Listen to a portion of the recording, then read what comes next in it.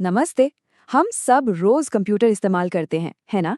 पर कभी सोचा है कि हमारे डेस्क पर रखा ये बॉक्स आखिर काम कैसे करता है?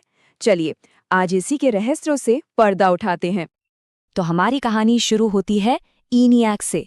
ये पहला इलेक्ट्रॉनिक कंप्यूटर था। जरा सोचिए, एक मशीन जो पूरे कमरे जितनी बड़ी थी।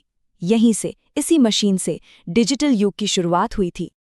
और अब आज को देखिए, वही कंप्यूटिंग पावर, बल्कि उससे कहीं ज्यादा, एक छोटे से लैपटॉप में हमारी गोद में समा जाती है। टेक्नोलॉजी में ये वाकई एक कमाल की छलांग है ना? तो सवाल ये उठता है कि उस कमरे जितने बड़े कंप्यूटर से लेकर इस लैपटॉप तक के सफर में आखिर हुआ क्या, और इस छोटे से बक्से के अंदर चल क्या रहा है। आइए इस विश्लेषण में इसी को जानते हैं।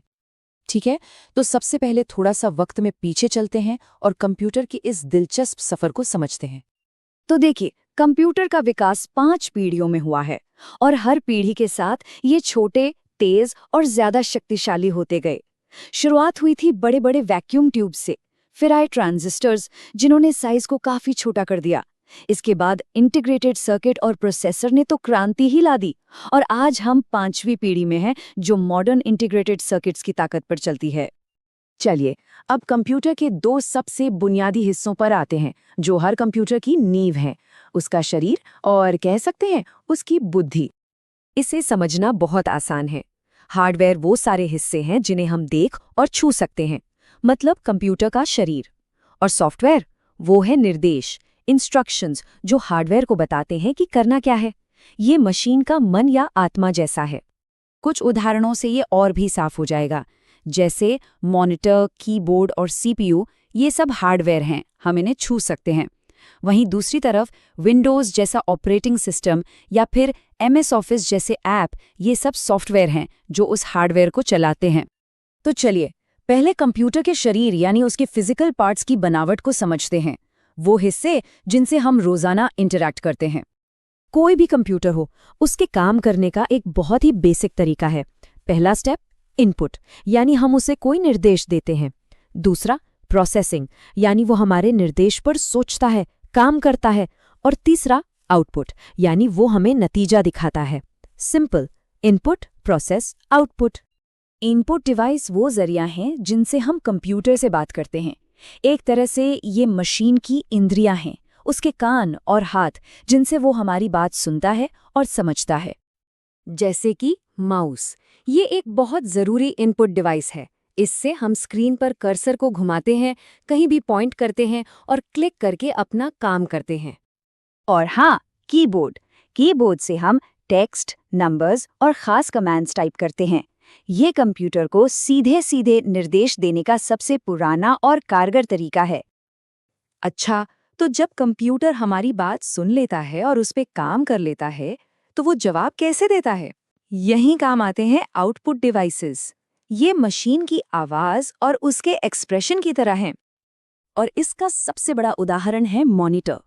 ये मेन आउटपुट डिवाइस है जो सारा डेटा और जानकारी हमारी आंखों के सामने स्क्रीन पर दिखाता है।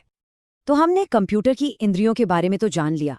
अब चलते हैं उसके दिमाग की तरफ, उन हिस्सों की तरफ जो असल में सोचने और याद रखने का काम करते हैं। और इस दिमाग को कहते हैं सेंट्रल प्रोसेसिंग यूनिट, यानी CPU। यही कंप्यूटर का असली इंजन है, उसका ब्रेन। सारे कैलकुलेशन, सारे काम, हर निर्देश को यही पूरा करता है। अब कंप्यूटर की याददाश्त यानी मेमोरी दो तरह की होती है। पहली है प्राइमरी मेमोरी, जिसे हम रैम कहते हैं।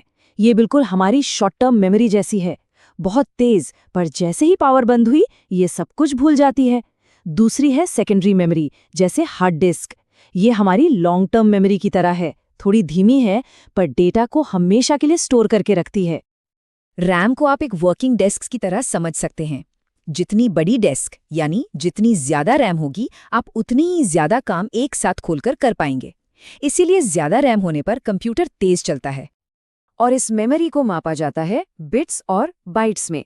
8 बिट्स मिलकर बनाते हैं 1 बाइट, जो लगभग एक अक्षर के बराबर होता है।